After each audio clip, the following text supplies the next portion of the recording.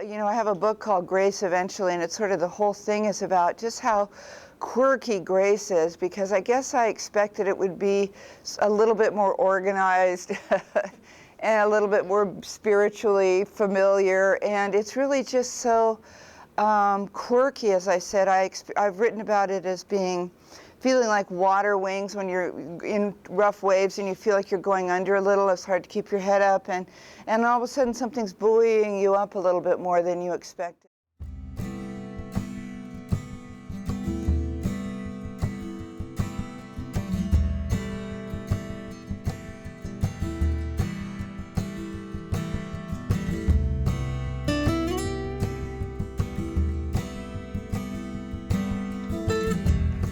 So excited to be with Anne Lamott, who is an incredible author, spiritualist, novelist, writer, teacher, mom and grandmom.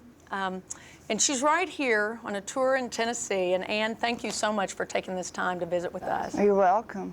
Well, this is an exciting opportunity as well, because One-on-One has a studio audience. We're here at Tennessee Tech with the American Literature class of Andrew Smith, and in the Learning Village, the Treehouse Learning Village. And you've been speaking on campus. Folks all throughout our community have been so pumped about your visit.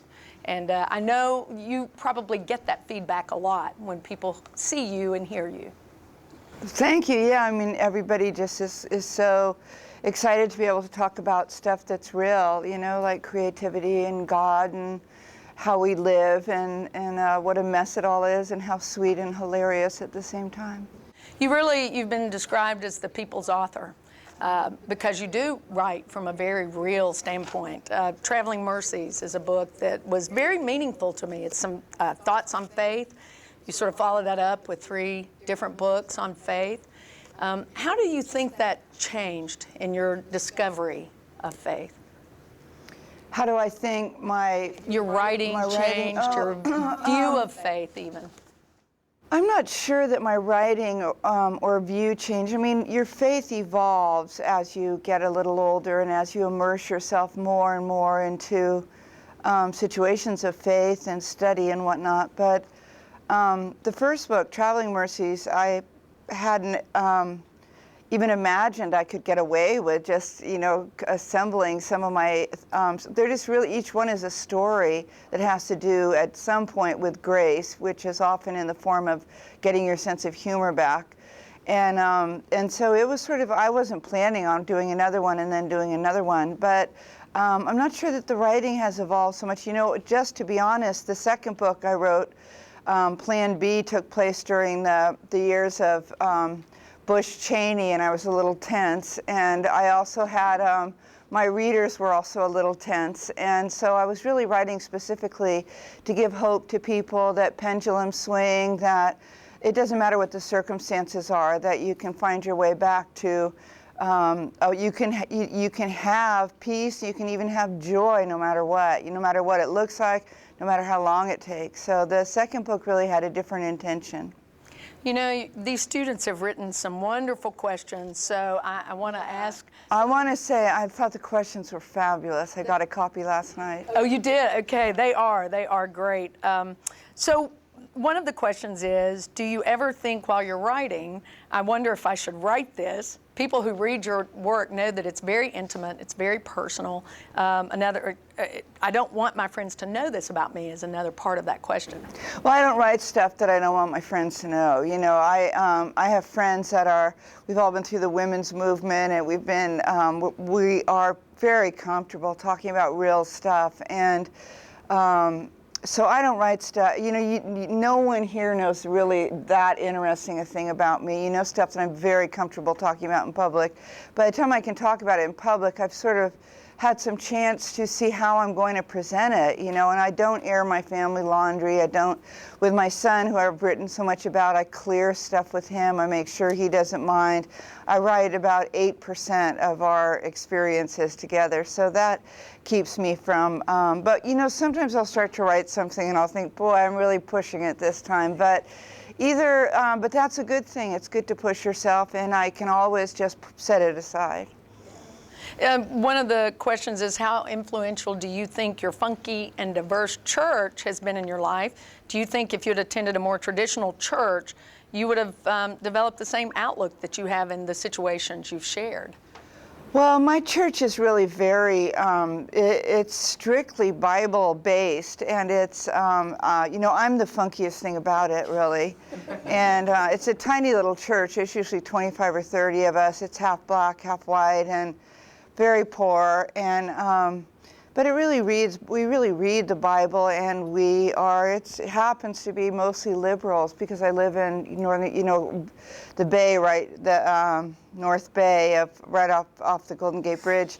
So it's hard to say what would have influenced my faith, because I got actually converted as a Christian before I got sober.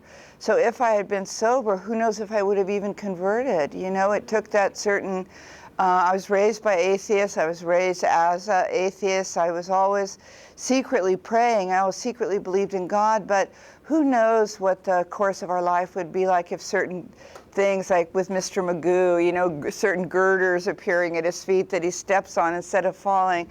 Certain girders appeared at my feet, and I took them. I ended up at this little church, very broken down and poor, in an area that's almost all African American at the last year of my drinking, and I just went in because the singing was beautiful, and more than gospel, it was the anthems of the civil rights movement. And I did grow up on that, on the civil rights movement songs. So, you know, whatever religious songs Pete Seeger and Joan Baez sang, that's what I would be hearing, plus gospel, plus this unbelievable honesty and sweetness of the people that worship there. And I sat there because I had run out of any more good ideas. I was 31 when I converted, and 32 when I got sober. So who knows where one thing stops and the next thing picks up, because, you know, I don't even remember some of the early times. I don't remember being 30, for instance, but I must have been. One of the questions was, if you had not been an alcoholic, would you have been a Christian? If I hadn't been an alcoholic, I always was a believer, but my father's father had been a Christian missionary in Tokyo in the 20s, and so my father grew up adamantly opposed to the church, especially Presbyterians, and that's what this church turned out to be. So we always say that coincidence is God working anonymously, but I think I know I would have always believed in God, because I always had. I just believed something was listening when I prayed, and when I was feeling very scared and alone, that I wasn't really alone. And I can't answer that. It's like, for somebody in my family, which is hardcore liberal, atheist, intellectual, cultural, to end up to be sort of a born-again Christian type is not possible. And yet I've been at my same church for 27 years, so I don't really have a lot of answers, just a lot of gratitude. Yeah, a lot of grace. You write about grace, and how do you visualize that? How do you visualize grace? Well, I wrote about it, you know, I have a book called Grace Eventually, and it's sort of, the whole thing is about just how quirky grace is, because I guess I expected it would be a little bit more organized and a little bit more spiritually familiar, and it's really just so quirky. As I said, I've written about it as feeling like water wings when you're in rough waves and you feel like you're going under a little. It's hard to keep your head up, and all of a sudden something's buoying you up a little bit more than you expected, or that you're in a tiny room and there really is literally no air, and you're panicking, and all of a sudden it turns out there's a little crack in the wall, and it turns out that, or there's a tiny little hole in the window that some little kid threw a pebble at, and just through that tiny little hole in the window or the crack in the wall, enough air gets in that you get a second wind, literally. And you know, in the Christian tradition, the wind and the breeze are the Holy Spirit, and breath obviously is the Holy Spirit. And so grace often is either inflatable, like the water wings, or it's the little bit of air getting through. For me, I can tell that grace has visited me when I get my sense of humor back. You are funny. Thank you. I mean, everybody knows that your writing is so real, it's so authentic, it's genuine. You take people on a journey with you. Is there a lot of pressure about taking people on that journey? No, none. I don't need to write anymore. My 14th book will be out in 2 months. I mean, I've done it. I've had beyond any writer's wildest dreams come true for me.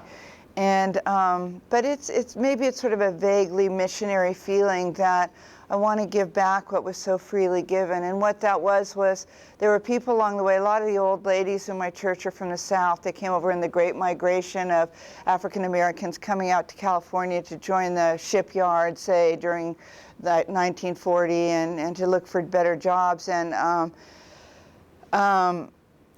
they listen. Boy, you know, they boss you around for one thing, and they just shove food at you, just shove food. You're just begging and weeping, oh, please, please don't make me eat any more food.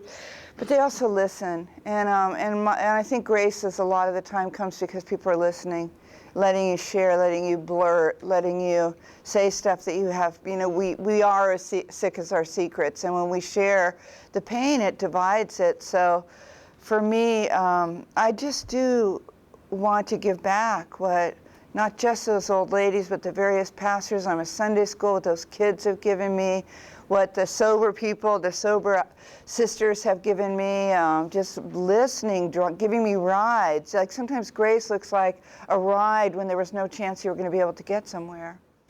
Your latest book that's coming out is called Help, Thanks, Wow, The Essential Prayers. I know these folks are going to be excited to read that, and they've been studying Bird by Bird, which is your book on writing. You've taught writing, and how do you inspire young writers like we're surrounded with right now? Mm-hmm. I've just taught writing pretty informally. I'm a dropout, and I love to talk about writing, but I've always just taught in like this one huge bookstore in Marin. And, you know, there'd be like it'd be like being here tonight, you know, and people would bring material. I mean, this morning, people would bring material, and I'd read it, and we'd share it, and we'd hand it off to each other and ask for feedback. But you can't get anyone to write, you know. No one cares if you write. It's actually not convenient for the rest of your family if you write. So the odds are stacked against you. Most people go to their grave having wished they'd written. And so what I try to do is to get my hands on a couple of people that are going to take the action. And the action is that you don't think, well, I'm going to write if I get some time this week. You think, I am going to write Tuesday. I'm going to be in my motel from 10 to, maybe I'm going to have 15 minutes. If you take 15 minutes, you can use 10 of them for writing. But the thing is, and the bad news is, you have to sit down. You have to sit down, you have to have a pen, and you have to do it. And it's not, oh no, did I pull this loose? Okay. The thing is, it just doesn't go that well. I don't sit down feeling like $1 million. I don't sit down filled with self-esteem and knowing what I'm going to do. I'm going to sit down exactly where you all are going to sit down, which is that there's something in me that wants me to help it get written. So the most inspiring thing I can do, I think, is to scare you by saying no one cares. No one cares if you write, so you have to. If you do, you do it. You stop with all the excuses about, oh, as soon as I graduate, as soon as I get this paper done, when I'm with older people, oh, as soon as my last daughter leaves home, oh, as soon as we move up to the river, it's really quiet there, I'll be able to write. It's just endless excuses, and that's okay. But if something inside you deeply wants to write, it's going to break your heart if you never attend to that. That's great. A question from one of these wonderful students. Do you feel judged by the world based on your writings? And if so, how does that affect you? No, I mean, you know, if you're a writer, half the people that read you or review you are always going to think you suck. It's just the nature of it. You're going to get half. Like I have been so overly affirmed, so I don't feel judged. Like there are a lot of people.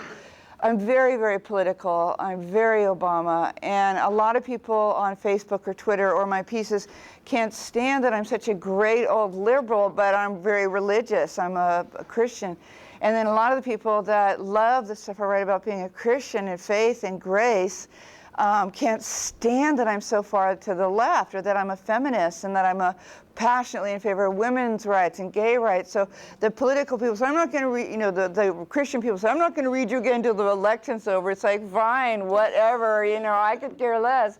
And then the political people say, oh, I love it until you get into that God stuff. So I feel like, fine, 100,000 general interest hardback books published a year. Read someone else. Duh. You write for Salon.com? I don't anymore, no. No, occasionally if there's something hugely political like a voter registration drive, I might write there. But I mostly haven't for a while. I love Salon. I read Salon, but I wrote for them for years, so the question's probably still applicable. Do you find the internet an engaging place for writers? Of course, yeah, I do. I'm such a populist, and I'm so egalitarian, and most people are never going to be able to go to the fancy Masters of Fine Arts creative writing programs, and I don't think that that's necessary to become a good writer, and in fact, it might be an impediment. But I love the internet, and of course I struggle with what all of you struggle with, which is that it's very addictive, and it starts to argue a wasted life at some point when you go into the trance and a couple hours pass. You have to, like now you're all very young and you think it's going to pass when you're out of college, but the fact is it's very addictive for all people of all ages, and you just have to really be strict with yourself. The path to freedom is going to be through discipline, being strict with yourself and giving yourself an hour and a half to goof off on the internet. But in terms of blogging and writing, you can find lots of people to criticize you and to say, well, that's just, no one's reading your blog. And you have to say, thank you for sharing. Who cares what you think? This is about me being a writer. I got my work done today, so thanks for sharing, But I love the populist possibilities and the realities that are springing from people writing to one another on the internet. That's and here's a great question. It's kind of long. In memoir, there are moments of confrontation between the author and someone she has encountered. While the character may be anonymous to the reading public, she is very real, very non-anonymous person off the page. How often do people you've written less than gracious things about read your work, figure out who they are, and confront you about it? I'm especially curious, this student asked, about the Republican mother from the chapter Forgiven.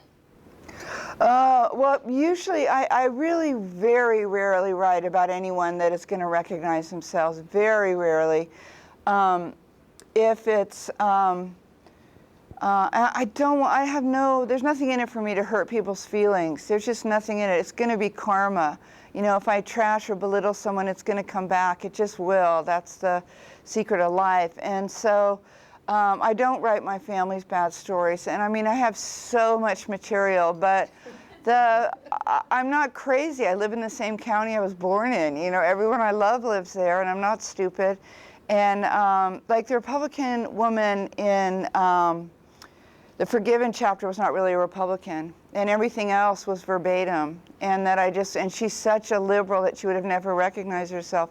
Here's something that's very helpful for writers. No one ever recognizes themselves. If you write about something that they do that is extremely annoying or just despicable, if you change the color of their hair, if you make them Catholic instead of Baptist, I can promise you they will not recognize themselves. People don't hear themselves badgering other people. They don't think of themselves as badgering people. So that if you change a couple of traits about them, in my experience, almost no one, and I mean that, has ever recognized themselves. People don't see themselves very clearly. People don't want to see that they're abusive in how close they come up to you and how they voice themselves on you and annoy you and try to control your life. They don't think of that as abuse. They think of that they're being helpful. So that if you write about somebody that's abusive and kind of assaulting you energetically, they think, oh, I hate that when people do that. And you go, okay. Being an author of memoirs, you choose to disclose intimate parts of your life and your past. The question is, what did you intend to accomplish by doing so, and do you think you've conquered the goal of doing that? Well, the stuff that other people might think is intimate, to me it's like, wow, it's intimate that I think my butt is too jiggly, or that I could use a little bit more exercise on my upper arms, or that I've had some romantic catastrophes, or that So the stuff that people would say is confessional or intimate, for me, it's like a ring, a concentric circle outside a bullseye, and the stuff inside is me and Jesus, and the first circle is my absolute 3-4 friends, period, and the next circle out is intimate 3-4 friends, my spiritual mentor, a few sober people. By the time I'm telling you stuff, it's about 8 concentric circles out. Yes, my upper arms definitely need more attention.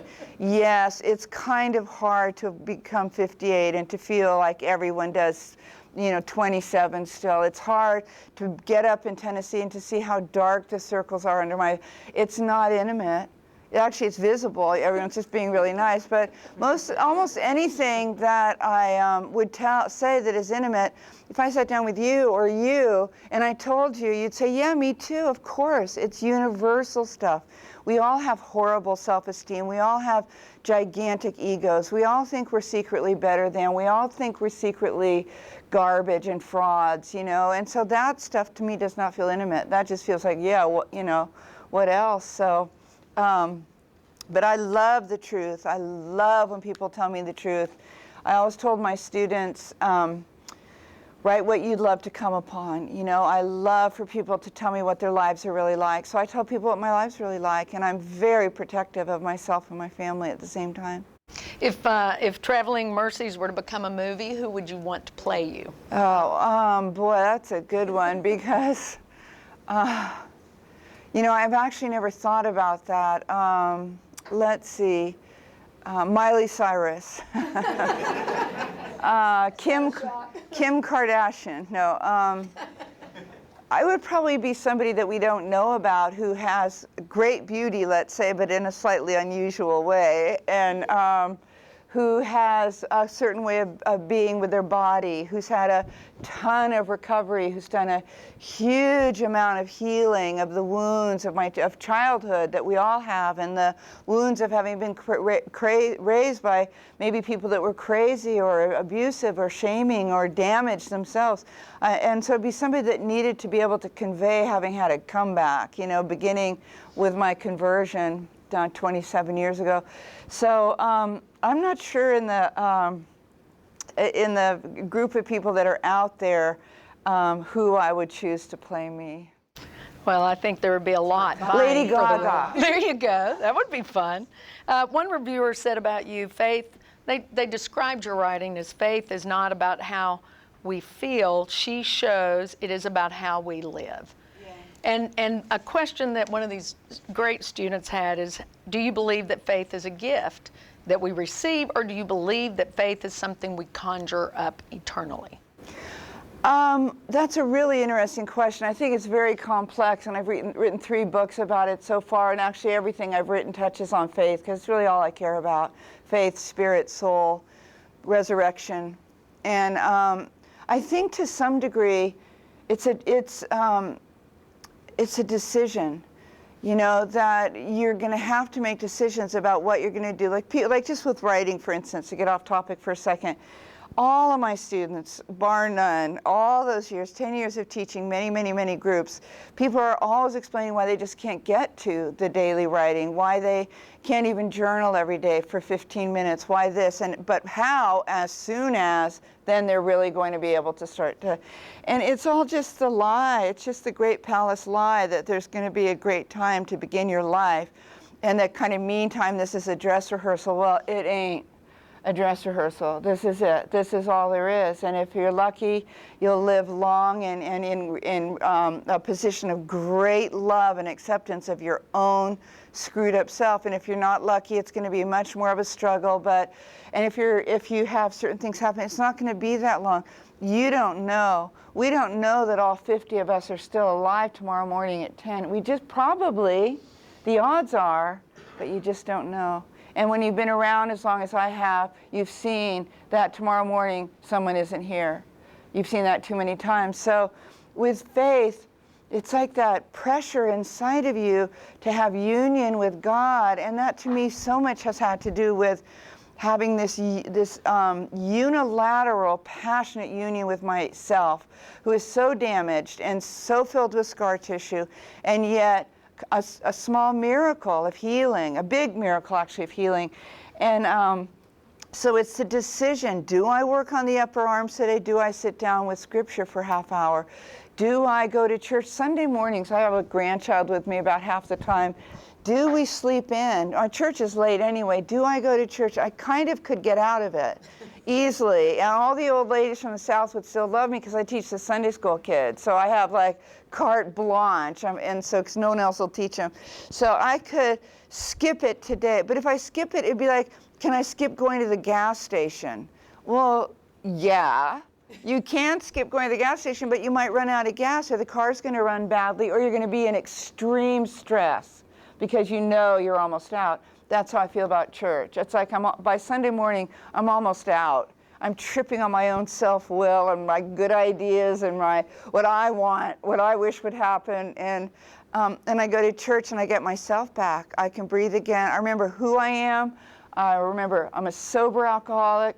I'm a believer. I remember whose I am. I'm God's. And I just wrote a funny little prayer for this book. And one of the lines was, to God, I know I'd be sick of me by now, but somehow miraculously, apparently, you're not, you know, so I'm going to give it all to you and thank you for accepting it. And so to some degree, it's a decision. It's like, I don't know what else I'm going to do. Like if you're going to be a writer, I don't know what I'm going to do today, except as a debt of honor, I'm going to get 20 minutes of writing done, even if it means skipping this, even if it means eating a protein bar and a cup of tea for dinner instead of going to the whatever, wherever you eat. And it means the decision is, I am going to get down on my knees. It's going to be 30 seconds. You'd think that I had been asked to go clean the bathroom tiles with a toothbrush. I'm going to get down on my knees. I'm going to ask for help. I'm going to thank God in advance because I'm going to get the help. And it's like, okay, I'll make the time. You know, so it's all just sort of, you know, it's my own craziness. And it's making the decision. It's like the old Nike poster. You just do it. You get on your knees, you get your butt in the chair, and you have a pen. You tell this one story. Who knows if anyone's going to care? You do it anyway. I hate that our time's up because this is great and it's an honor for me. I know it's an honor for you guys. Thank you.